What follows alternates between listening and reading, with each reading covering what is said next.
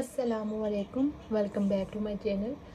आज मैं आपके लाई हूँ चैप्टर नंबर 5 स्टिक्योमेट्री का lecture number 8 deduction of symbol equation with symbol for chemical reaction. यानी हमारे पास कोई भी केमिकल रिएक्शन होता है उसके लिए हम केमिकल इक्वेशन जो है वो किस तरह से बना सकते हैं। ठीक है। सबसे पहले सपोज हम एक रिएक्शन कंसिडर कर लेते हैं कि हमारे पास एक रिएक्शन है जिसके अंदर क्या हो रहा है कि इस रिएक्शन में हमारे पास मीथेन, ठीक है, पहले हम इसकी वर्ड फॉर्म में इक्वेशन लिखेंगे। मीथेन रिएक्शन कर रहा है किसके साथ? ऑक्सीजन के साथ। और मीथेन और इन दोनों के मिलने से हमारे पास बन रही है carbon dioxide, carbon dioxide plus water. ठीक है, यानी हमारे पास क्या बन रहा है? मीथेन और ऑक्सीजन के मिलने से कार्बन डाइऑक्साइड और वाटर। यानी कि मीथेन जो है वो ऑर्गेनिक कंपाउंड है जो कि ऑक्सीजन की मौजूदगी में बर्न करता है, तो उसकी बर्निंग से हमारे पास कार्बन डाइऑक्साइड और वाटर बनते हैं। ठीक है, सबसे पहला स्टेप ये होगा, स्टेप नंबर 1, कि हमने इनके केमिकल फार्मूलाज लिखने हैं। ठीक है, मीथेन का जो केमिकल फार्मूला होता है वो होता है CH4,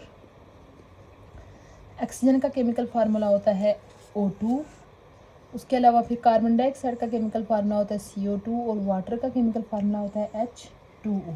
ठीक है, उसके बाद नेक्स्ट स्टेप ये होता है कि अब हमने नंबर ऑफ एटम्स को बैलेंस करना है। Balance number of atom, balance atom on both side, यानी कि इक्वेशन की दोनों साइड्स पे हमने क्या करना होता है? एटम को बैलेंस करना होता है। बैलेंस करने से मुराद ये है कि अगर इधर एक कार्बन है तो उधर भी एक कार्बन होना चाहिए। ठीक है, तो यहाँ पे राइट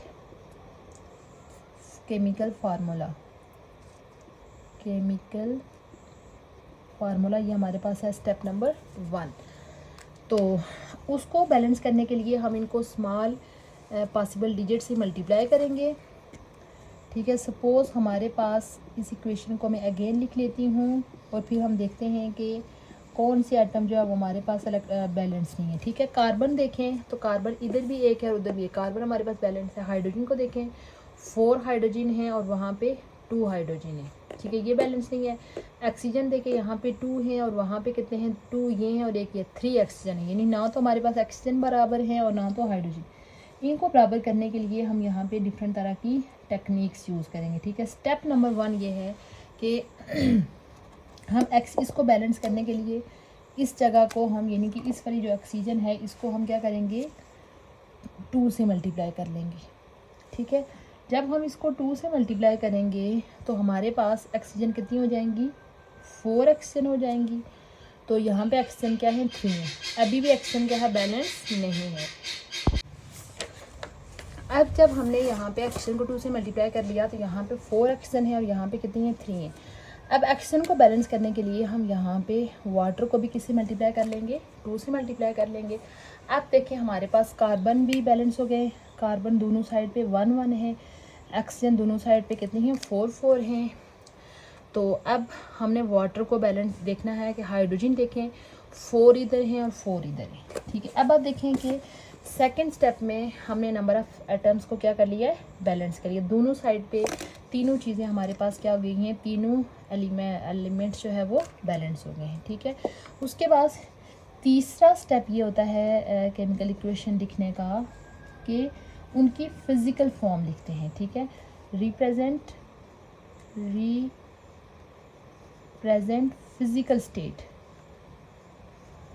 फिज़िकल स्टेट, यानी रिएक्शन के दौरान जो केमिकल पार्टिसिपेट कर रहे हैं उनकी हमने फिजिकल स्टेट भी मेंशन करनी होती है। ठीक है, फिजिकल स्टेट के लिए आपको याद हो मैंने पीछे आपको बताया था कि जो चीज़ सॉलिड होती है उसके लिए स्मॉल s लिखते हैं।